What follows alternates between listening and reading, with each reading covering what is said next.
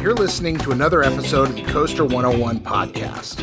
I'm Andrew Stillwell, and joining me on the podcast this week after Shane, I feel like it's a several-week hiatus, but Shane Joseph. Welcome back, Shane. How's it going? Yeah, thanks. It's good to be back. Yeah, it's definitely been a few weeks, but I'm back, and I'm ready to talk coasters and Coaster101. Even better. I mean, let's start with the big news in the room. Obviously, this podcast will release on Monday, June 13th, but this Wednesday is our 17th birthday as a website. And I know when we started this podcast, the first episode was released right around the time of our 15th birthday.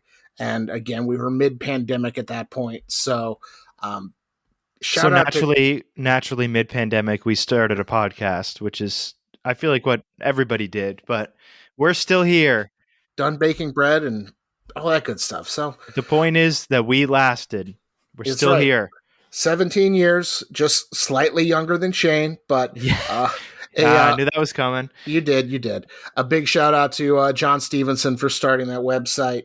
But another thing I really want to talk about before we get into this week's topic, which Shane and I are going to talk some guilty pleasure attractions here. I think every theme park fan has an attraction or type of attraction that they think they love for some just unknown, godforsaken reason. And we're going to talk about a couple of our favorites, just kind of pinging back and forth. But before we get into that, I do want to talk about what I did this past weekend, which was our friends at Give Kids the World. They're in the middle of a 11-day, 11-park road trip up and down the East Coast. And it started at Six Flags over Georgia. Then they went to Dollywood. Then they came to my home park of Carowinds. And if you've been listening to this podcast for any stretch of any stretch of time, you know that Give Kids the World is an organization that's near and dear to us at Coaster101. So I had the opportunity to volunteer at their summer road trip is what they're calling it. But I was, they entertained, I feel like it was like 300 wish kids and families. Like there were 350 people there. They had breakfast. They That's had awesome. Some ERT. What they're doing and seeing the smiles on some of these faces, the families' faces, and just the staff from Give Kids the World, getting to see them kind of actually interact with them up and in person for the first time. Everything we've done for Give Kids the World, I've never actually made it to the village itself. So it was really cool to see that. Just make sure you check out Give Kids the World on Facebook and Instagram and their socials. They're posting like 1-minute video recaps from each of the days. So again, shout out to Give Kids the World. We love what they're doing over there. Proud to support them as well. And I was proud to volunteer this weekend. But anyway, Shane, let's dive right into this topic. Obviously, all right, let's do it. We're going to talk guilty pleasure rides this week. And in order to fully comprehend the definition of a guilty pleasure, I have to go to Google here. And it says something such as a movie, television program, or piece of music, or in our case, amusement ride or type of amusement ride that one enjoys despite feeling that it is not generally held in high regard. And as theme park fans, we all have our favorites, and we all are told what our favorites should be, and if they are not, that's another story for another day. But Shane, when you think of the phrase guilty pleasure, especially in an amusement park, is there a ride or type of ride that just really sticks out to you as something that you feel like you enjoy more than most people? I feel like this is also guilty pleasure is something that, especially like in the theme park, amusement park community where, everyone's opinion is always like, every time you get off a coaster, the first thought is, where does that fall in my rankings? Or where does this compare to somebody else in terms of who liked it better? So I think it's going to be interesting if we ask the audience to hear their guilty pleasures as well. But the first thing that came to mind for me, and I didn't even know if it applies because I quite honestly don't feel guilty about it. I love Mission Space at Epcot, and I know that yeah, the face that Andrew made was the face that most people make, both when I tell them that and when they get off the ride. But I think it's a fantastic attraction. Certainly not for everybody, but I don't feel guilty about it because I love it. What is it about Mission Space that you enjoy so much? I think it is polarizing. I feel like is a good way to describe it in the kind of theme park fan community. But what is it about Mission Space that kind of is a reason you enjoy it so much? So I think part of the reason I like it is because the build up to the ride itself, I think, is a lot of fun, and like it's just escalates perfectly because most people going on that ride, and even me before I went on it, I mean, I had some idea, but there's nothing to indicate like what the ride physically is. Like, most roller coasters, most theme park rides, part of the allure of it is looking at it before you go on it. But you don't get that at all with Mission Space. Even when you're in the queue, even when you're watching the safety videos, they're really not giving you that much of an indicator of what the actual ride experience is going to be, despite saying about 50 times that, if you get motion sick, maybe go to the tame side. Which again to me adds to the hyping up of the experience, that they're stressing that this is like so intense that you should leave. But I think also the scenario is really cool. I love anything to do with space, especially like as kind of grounded as this ride is, and it's meant to replicate actual forces and actual training process for astronauts. So I think the whole thing for me is it's a big win. Yeah, I can't get behind it, but the sickest I've ever felt in an amusement park was getting off Mission Space for the first time, and you feel the forces and the G forces like on your face, which bravo to Disney for being able to simulate a lunar landing or Mars landing or whatever it is through this technology that I'm pretty sure is, if I remember correctly, is very close to an actual NASA simulator. Yeah, I think it's like because they show a little bit of it, and it's like pretty similar. It's the same technology. It's probably not as intense as what they go through, but I know at least for a period of time, it's the same G forces, and that's what I really liked is how like I wasn't expecting it to like actually be putting that much force on you and just like pulling at your face like you see in the videos of a rocket launch. So I really appreciated the realism of that, and also it's fun that you actually have stuff to do on the ride, like you push your little button and then that that affects something. So I think that also that makes it fun. Yeah, I think the interactivity, believe it or not, is probably a little bit better than the interactivity in Millennium Falcon Smuggler's Run. Depending on where you sit, that might be true. Again, my one experience with that ride was in the engineer seat. So Yeah, you got to get in the driver's seat on that soon. yeah, I do. But I got to talk one of my favorite guilty pleasure Yeah, dark I was rides gonna here. say that's mine. How about you? What's yours? Okay, this could come across as a really controversial take here, but back in 2016, my home park of Carowinds, they replaced their old action theater with a interactive. I don't want to call it a dark ride because it's not really a dark ride, but it's an interactive experience themed to the Plants vs Zombies Right. video game franchise. And Plants vs Zombies Garden Warfare 3Z Arena. So it's a lot of words in the It's a title of big this name. ride. That's not fitting on a t-shirt. No, but it is one of those things that every time I'm at Carowinds, without fail, I have to go to Plants vs Zombies and play it at least once. I don't know if it's the competitor in me or if I just appreciate the ridiculousness of Crazy Dave's hot sauce weapon or Dr. Zomboss's um, bl- blaster. I don't even know what the actual title is, but that ride is so it's so unique because you're sitting in like this bike seat, and it kind of pitches and yaws back and forth, and it's just fun. And again, I try to be, in the past they were having, they had the high scores, and I think that's kind of gone away because they used to air the high scores in a on a screen, like walking to the gift shop. The last couple of times that gift shop has been closed, so I don't know if that's completely gone away.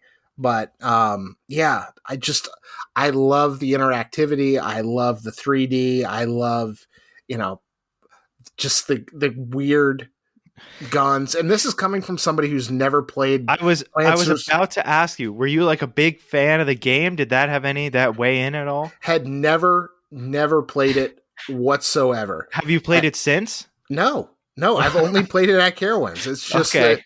it's the way that the way it works. And like, I remember, and I was there in 2015, they announced the Carolina Harbor expansion like in the fall of 2015, and they closed that announcement with something else was coming, and it was like, get ready to soil your plants, which I love. A great Yeah, pun. that is a good one. And so when it replaced the action theater, I was hoping that all of the Cedar Fair parks with action theaters would kind of get their own spin, not necessarily a Plants vs. Zombies, but definitely some sort of interactivity.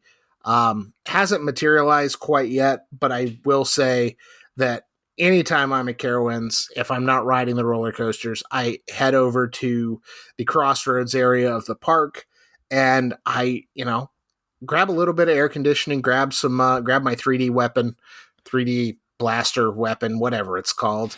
And So I have kind of a question before we move on, because I have no idea. I was at Karen's and I don't think I saw this. Like, I would have wrote it, but I didn't even see it.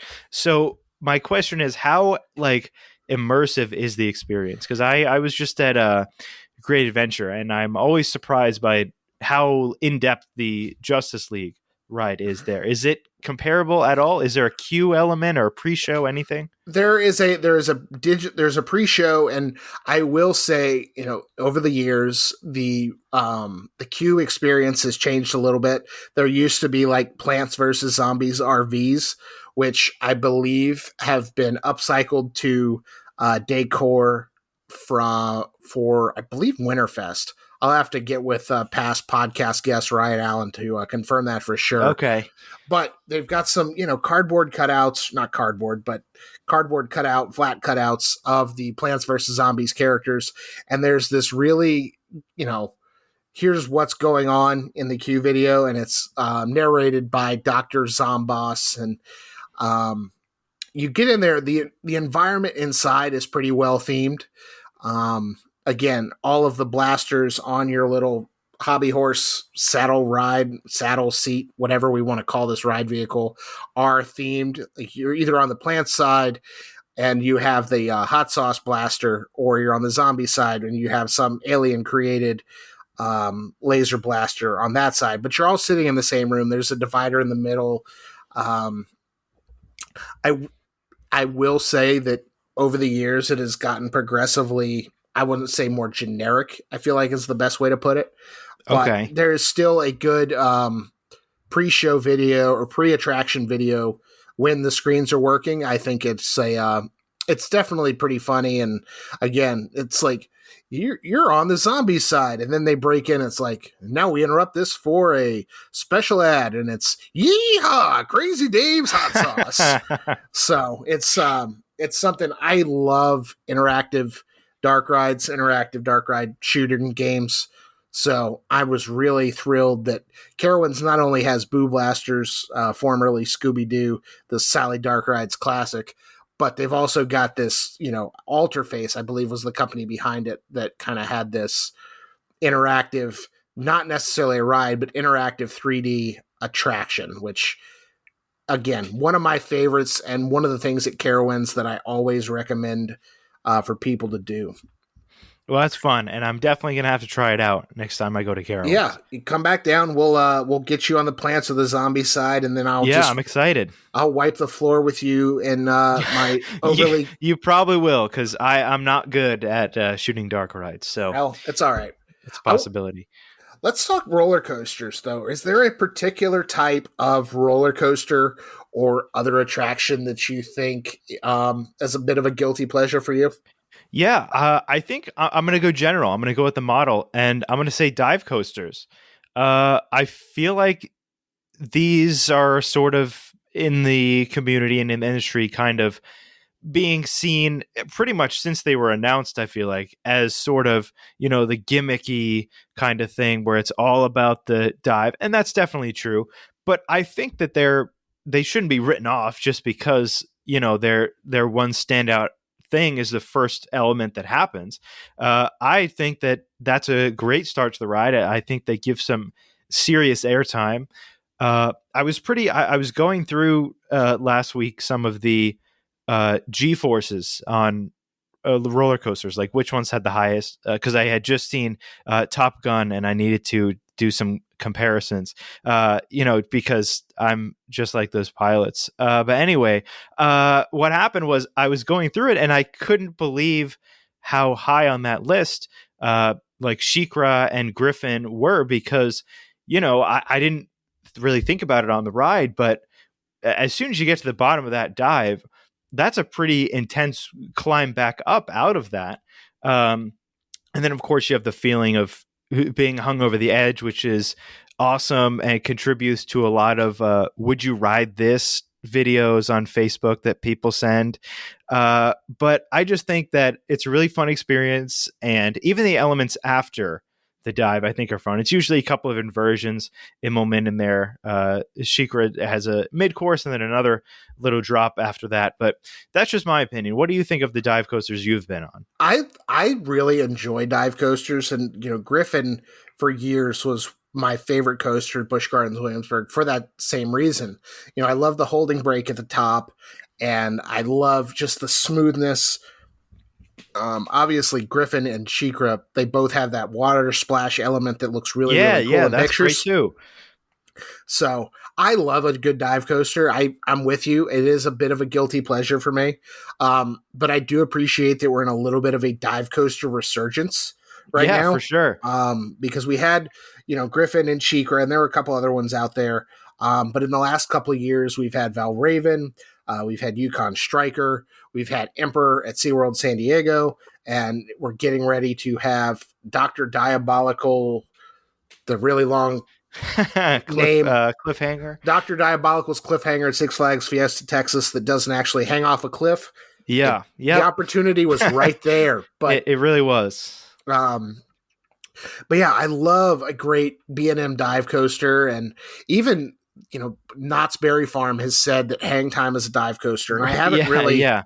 haven't really gotten to Hang Time yet, but yeah, I dive coasters, again, people say they're pretty cookie cutter. Once you get through it, you have the dive, you have the dive loop, the Immelman, you have one or two other inversions, and then you go back to the station. But Yeah, I think B&M's back to kind of pushing the envelope a little bit with what they can do with dive coasters, right. and so I'm excited that we've got this a little bit of a resurgence of this model in the last couple of years for sure. Definitely. And also, I have gotten the pleasure to go to the Netherlands and ride their dive coaster, Baron 1898, where I feel like the drop isn't even the selling point for that ride. It's the theming, like the amount of like actual backstory and theming on the ride itself and physical stuff and projections. Like I would never have thought that, all of these theming elements would work on a dive coaster, but it really, really does. And it makes that ride a standout,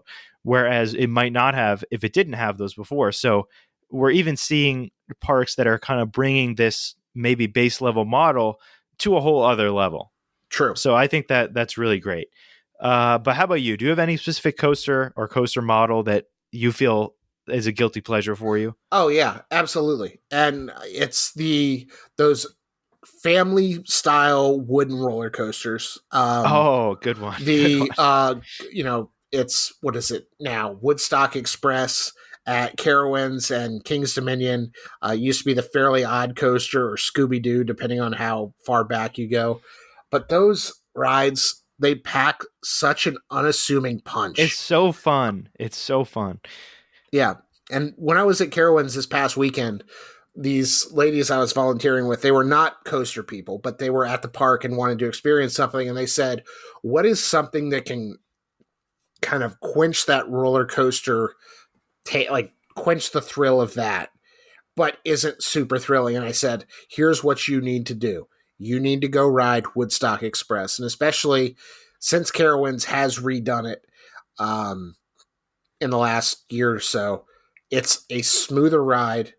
You know, you've got the surprise pops of airtime, but it's just a fun ride. And if you're sitting and you can even make a, find the camera and make a good face in the photo, and it makes for a really good experience. But I Yeah, think, it was a lot of fun. I kind of was hesitant when I was at Carowinds, and you told me to go ride it with you because I don't always prioritize going on the kiddie coasters, but I'm so glad I did. Not only because we also have a hilarious photo of my face actually enjoying the ride, despite what I thought, but it ended up being a really, really fun ride that I probably would not have ridden. But now I'm glad that I know kind of what that model's about and what it does so well. yeah, and I've yet to ride any of those family wooden coasters like Kentucky Flyer or what was it, Rorosaurus up in your Yeah. neck of the woods in New England, Yep. or Wooden Warrior. Like I haven't ridden any of those Gravity Group family wooden coasters, but I think if they can kind of take those classic PTC elements and bring kind of a new age twist to them, I really, really, really want to ride one of those. And Ostrich's Wacky Taxi. That's the one I Oh, was. another one. Yeah. Yeah, I was like, I really want to ride one of those Gravity Group family wooden coasters for sure. I think Yeah. they look like a blast, and I just need to get to a park that actually has one and ride it. But I do want to talk. I want to talk one more guilty pleasure of mine, and we were talking a little bit before the show. And this is a little. It's a weird attraction, but it's also one that I always have to do when I visit this park. It's the Monsters Inc. laugh floor at the Magic Kingdom. Yeah, that's an And interesting pick. it really is. And I think Magic Kingdom is, and Disney as a whole, they're getting a lot of play on TikTok right now, where people go into Turtle Talk with Crush, and have the level of interactivity, which is a really cool bit of technology they have. But sitting through that monster comedy show and the different voices and characters and the crowd interactivity, I've never been that guy. Um, in the show. I've always kind of wanted to, just secretly. I hate the attention, but I also don't want to be that guy. But I Yeah. kind of want to. Yeah. I want the sticker because I want to be like, yeah, that was me. Yeah, I was But that guy. You got to get the sticker. exactly. So I love dumb puns and corny jokes and the audience reaction to such things. So that's one of those at Magic Kingdom I will do 2 or 3 times during a Disney vacation. And it's always different. And I've had you can text in your jokes, and I've had my jokes selected a couple of times that I definitely didn't just pull off Google while I was waiting in the queue. But what time is it when it's time to go to the dentist? 2:30. Oh, wow, that's a good one. It That's a is, good one. it's tough. But yeah, Monsters Inc. Laugh Floor, another really good guilty pleasure of mine. And it's just, again, it's an attraction that's it's not designed for adults, specifically adults in their 30s with no kids. It's not designed for me, but I love that ride so much.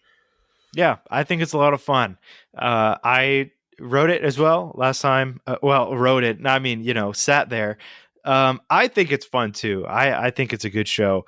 But you're talking. You love corny jokes.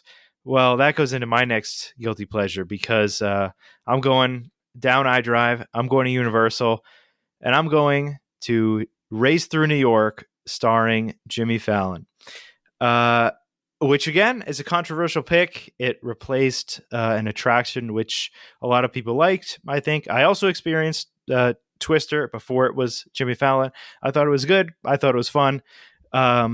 But I really, really appreciate what they did with the Race Through New York ride because I mean, I think I'm also a little biased as someone who really enjoys late night shows. I've been in 30 Rock many times. I've had the pleasure of seeing Jimmy Fallon's show a few times and meeting him. And I just think that what they did with that attraction is really unique because not only did they like replicate, exactly what 30 Rock looks like to the point where I had some friends come visit me in New York City who are Orlando locals. And when we walked into 30 Rock, they said, "Oh, this looks just like the ride," which is funny that was their first experience. Then they came to see the real thing. But I think it just kind of speaks volumes to the dedication of what they went through to really make that ride an authentic experience. I love the kind of waiting area where you can read about all the past Tonight Show hosts. And if you want, you can ask for the studio tour and they'll show you backstage around the place. But I just think the ride itself, it's goofy. I love that the actual theater uses the seats from the actual studio. I think that's just such a cool touch. And I just think it's a fun ride. It's a fun way to, get some air conditioning. If that's all you're riding for, it works for that too. But the pre-show is fun. They have some fun character interactions. I just think that's like one of the first things I think of when I think of guilty pleasure. Yeah, and I have not been back down to Universal Orlando since Race Through New York opened. But is it basically like kind of that flying theater attraction concept? Yeah, yeah. Okay. Yeah, I remember Twister obviously pretty vividly, and it was, I'm Bill Paxton, run for your life. Right. They took tanker trucks and dropped them on our heads. Yeah. But, it's one of those things. I think a lot of people have opinions, positive or negative, about the Jimmy Fallon ride. So I do want to experience it. I just haven't been back down to, I'm like, it was pre-Fallon, pre-Fast and the Furious. I was gonna say you got Fast and Furious waiting for you too. I know, no Velocicoaster. I just I need to get back down to Orlando. I think you need an Orlando trip coming up. This is true. We'll make this happen for sure. Yeah. Before we wrap this up, any other guilty pleasures that are coming to mind for you, Shane? None that I think I need to go in as much detail. I love the Houdini rides at a couple Six Flags parks. Those Vekoma Madhouses, those are fun. I kind of like the Simpsons ride too, which I feel is pretty unpopular too. But I don't know. I think same thing with Jimmy Fallon. I think it's goofy. I think it's fun. It's something that I'm a fan of. And then the last one, I hope that we're going to have a future episode about this because we've been talking about doing it. So I don't want to go into too much detail. But Navi River Journey at Animal Kingdom. Wow. Yeah. Andrew just had a physical sigh reaction. I love it. And I feel like we shouldn't get too into the debate now because that is coming soon, eventually. But yeah, Navi River Journey. It was an actual physical recoil for, the benefit of a audio medium is you cannot see that I almost just fell out of my desk chair. Yeah, it was pretty dramatic. But I don't know. How about you, Andrew? Okay. Any others that you want to talk about? If we're going to talk slow moving boat rides in Disney World, you have to talk about the best slow moving boat ride in Disney World, which is Living with the Land at Epcot. Wow, and I love that attraction. I love the greenhouses. I love the fish tank areas, the hydroponics, all that good stuff. I wish it was still kind of spieled by a live cast member as opposed to a recording because, I don't even really remember it with the live cast member. Oh, I was going to say, I didn't even know that would actually, I think I would have enjoyed it a lot more if that was the case. Yeah, but seeing, the giant Mickey pumpkins and the lab that nobody is ever in ever. I love that. And it's one of those things that kind of makes Epcot so Epcot-y to me. So that's a good one. That is another really guilty pleasure. And I think we should probably just write an article about our just guilty pleasures, like a roundtable discussion. But that's another conversation for another day for sure. But that's going to do it for this week's episode of the Coaster101 podcast.